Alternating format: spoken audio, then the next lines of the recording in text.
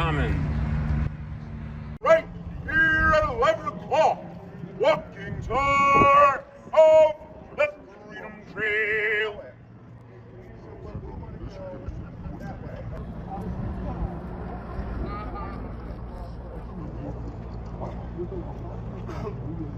Freedom Trail, which is this red brick line right here, originally conceived of in 1951 by Bill Schofield, a journalist who wrote an article for the Boston Globe setting out a route you could take through Boston, see a bunch of historic sites, and then a few years later, in 1957, the Freedom Trail Foundation, the group I represent, laid this physical line through the city, and where we're staying right now is our first official stop on that line. Where we are standing right now, this is Boston Common. It is the oldest public park in America, established in 1634. That is just 4 years after the town of Boston itself, by the same people who established Boston, these people we call the Puritans. We called them the Puritans. They did not call themselves the Puritans. No, they're people from England who left England over disagreements with the official church of England, the Anglican Church. But don't get it wrong. They are technically Anglicans. They just believed that the Anglican Church in England had become corrupt. And so they're sort of crossing the Atlantic Ocean to sort of restart the church in this new world, to sort of purify the Anglican Church, which is where they get this nickname, the Puritans. But they actually considered that to be a derogatory nickname. And that might be because one of the things they called themselves was they called themselves the godly, because they're very modest. And as you can understand, next to the godly, really anything is derogatory. But my favorite thing they called themselves was they called themselves hot Protestants. So they set this land aside in 1634. Public land, common land, Boston Common. Now, back then, Boston Common, not so much a public park as it was public grazing lands. You could have animals, cattle, you could bring them here, they could eat this grass for free, and they would use Boston Common for lots of other public reasons too. They would run militia drills here on Boston Common. They would use Boston Common for public assembly, religious speech, political speech, and they would have used Boston Common for entertainment. Except the Puritans, they actually they don't allow entertainment. They're actually very much against entertainment. They found it to be wicked, but what they had sort of instead of entertainment, what they really seemed to enjoy, is they loved to publicly punish each other. They loved it. So one of the ways they would publicly punish people here on Boston Common is they would put people in stocks or pillories. Now, right behind me, see that large gold dome building back there? That is our state capitol building. We call it our new State House. It is brand new. We just built it in 1798, so very new. It sits atop Beacon Hill on Beacon Street, designed by a man named Charles Bulfinch. And a little further down Beacon Street, there is a bar named after this architect. It is called the Bull and Finch Pub, though you may have heard it referred to by its other name, Cheers. Now, Charles Bulfinch, he's often considered to be the first great American architect. And he went about becoming an architect in a very American way. He didn't go to college or anything like that. He went to Europe, looked at a bunch of buildings and said,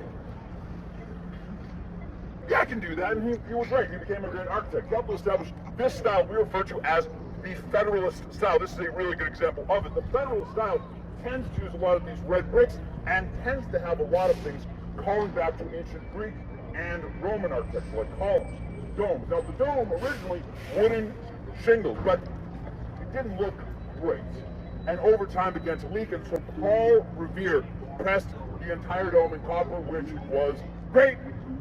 For a while, you folks know what happens to copper when it's outside. It oxidizes, it turns green, and we could not have that for our Massachusetts State House. That might be fine for that Statue of Liberty, but not for our Massachusetts State House. So they repressed the dome, this time in 23 karat golds. That is 1 carat away from pure gold. Folks, it is a very fancy dome. And this right here is a monument to the market of Lafayette, who's become very popular since the Hamilton musical. Right this way.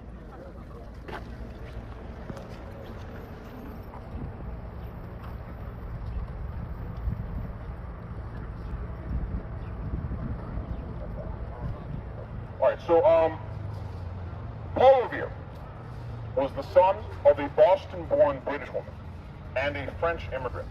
His father, when he was born in France, was named Apollas Leroy, and Apollas Leroy, upon arriving in Boston, realized what you folks might be realizing by listening to me speak right now, and that is that people in Boston cannot pronounce Apollas Leroy, so he changed his name anglicized it so it would be easier for us to say to Paul Revere. Little did he realize we would pronounce that Revere. He then had a son, gave his son that same name, and that is a monument to that famous son, Paul Revere, who, like his father, worked with metal.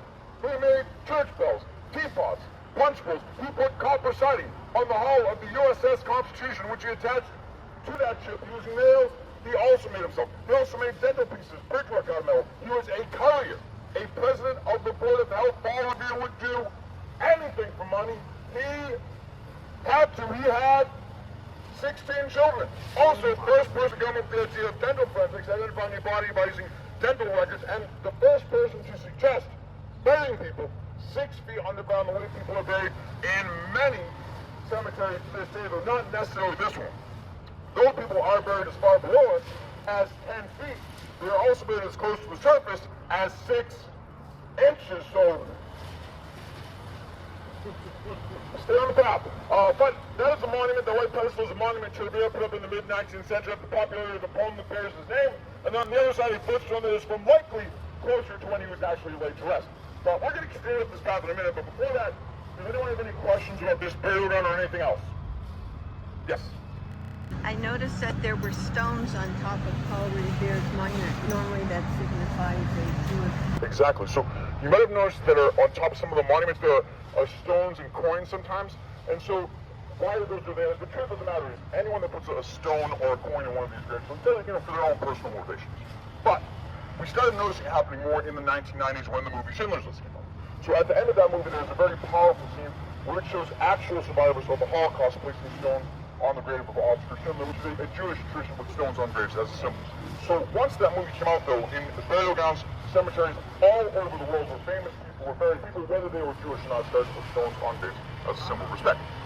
But in this burial ground, people started to put coins on Paul Revere's grave specifically because of what he did for a living, which is he works with metal, so it's specific to Revere. Right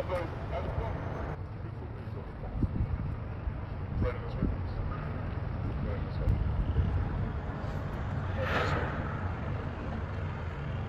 Any other questions, anyone?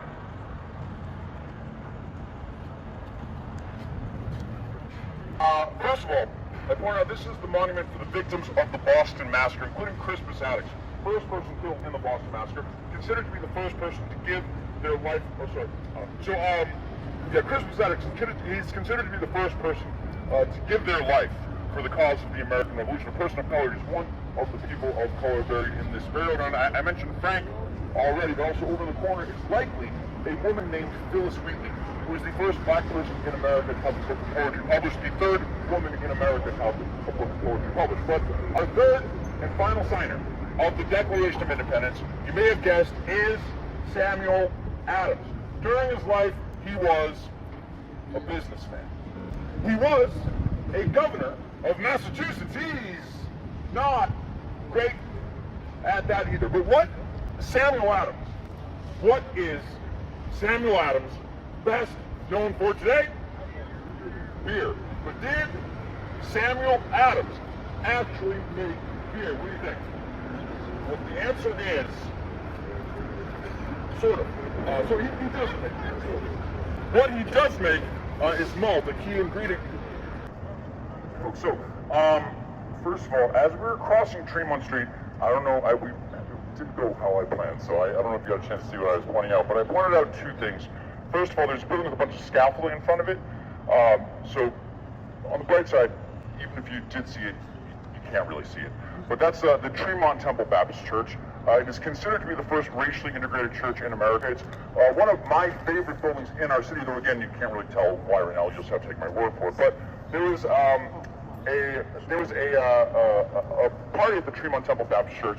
This letter was a local black abolitionist and historian named Harriet Hayden, also the author of the book Uncle Tom's Cabin. Harriet features still also Harriet Tubman. Can you imagine one party with every single famous Harriet from all of U.S. history in attendance? Right across the street, this is the Tremont Temple Baptist Church. The first, this is the longest continually operating hotel in the U.S. And the restaurant of the Park House is where the Boston cream pie was invented, where the Parker House roll was invented. Malcolm X and Ho Chi Minh worked in the kitchen of that restaurant, and it is also, supposedly, where JFK proposed to Jacqueline Bouvier.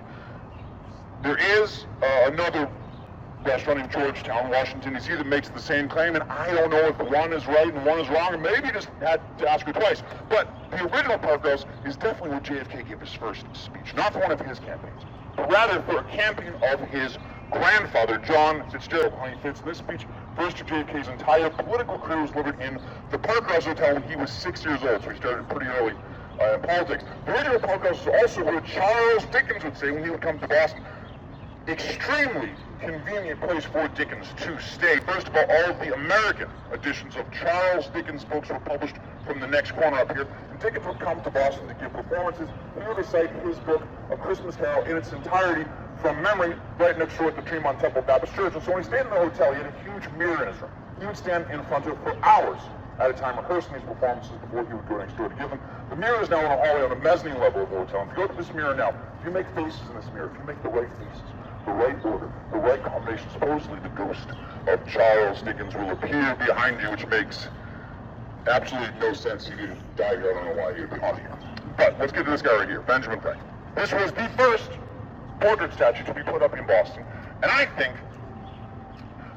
a very appropriate first portrait statue for our city, because we love to put up statues of people who are on the record as having hated Boston. So we started with Benjamin Franklin. It is our oldest portrait statue, but in a way also our newest portrait statue, because in 2016, the Woods Chris Takos back here had a tent set up right over here. This alley across the street gets very windy, and so the wind took down the tent, and the tent took down Benjamin Franklin, which I think is very apt. The guy best known for flying a kite should be taken down by wind. But this is our next official stop on the Freedom Trail, not the statue itself, but where it stands, because this is the site of the first public school in America, the Boston Latin School, public school, which meant anyone could attend for free. Anyone, as long as you're white, male, and the son of a landowner, it's not really anyone. But the Boston Latin School not here anymore, obviously. It is still an active public high school to this day. Now it is sort of near Faneuil Park where the Red Sox play, and now, of course, open to everyone. Though you do have to take a very difficult placement exam. Once you're placed at the Boston Latin School, you're enrolled in one of the only public high schools in the U.S. that still has a required 4 years of Latin. So you might want to just place at Boston English. But many of our most famous American founding fathers graduated from the Boston Latin School. Samuel Adams graduated from the Boston Latin School. John Hancock graduated from the Boston Latin School. Benjamin Franklin attended the Boston Latin School, did not graduate. He actually dropped out when he was probably about 9 years old. Why? They chose to put up a statue of the most famous dropout on the side of the first public school in America. I am not sure, but it is a very nice statue. And another thing I'd like to point out that I find it very nice, the building behind that statue, that is our old City Hall, an example of the Second French Empire style of architecture. City Hall from 1865 to 1969. Please look at our old City Hall. Please remember what our old City Hall looks like, because at the end of the tour, I will show you our current Boston City Hall, and you can tell me how you think they compare. Let's get it on. That's right. I also want to point out over here, this is the Old South Meeting House. So when they said meeting house back then, basically they meant what we mean when we say church. And when they said church, they meant what we mean when we say congregation. So the church is the people, meeting house is the building. That's because this was a Congregationalist meeting house. Many of the early religions around here, Congregationalists, Puritans, Quakers, do not believe in the concept of consecrated ground, which is why they use the term meeting house rather than church, burial ground rather than cemetery or graveyard. But this specific meeting house was the site of a meeting that precedes an event we refer to as the Boston Tea Party, an event where 340 crates of tea were dumped off 3 ships into Boston Harbor in protest for the tax on that tea. And because this is where that meeting took place, this building was seen by the British Army as being a symbol of the revolution. And so once the war began, Bostonians all left the town, and the entire Boston Peninsula became fortified by the British Army. Once they had the town fortified, they went into the Old South Meeting House. They took out all of the pews, seating, burned them in a huge bonfire, then used the Old South Meeting House as a place to store their horses. So as you might imagine, 10 months later, on March 17th, 1776, when the siege ended and Bostonians returned to town, they had a lot of cleaning up to do in the Old South Meeting House, but it is much nicer today. You can barely smell those horses. The final thing I would like to point out to you, before we continue on to our last stop on the tour, gravestone to a bridge right here, a monument, a memorial to the Boston Massacre. It says right on it, site of the Boston Massacre. However, that is not where the Boston Massacre actually happened.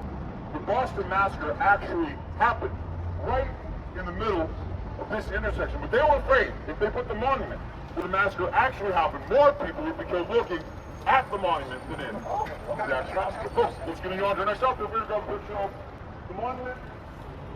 You know what's this one? Hang on to the final stop.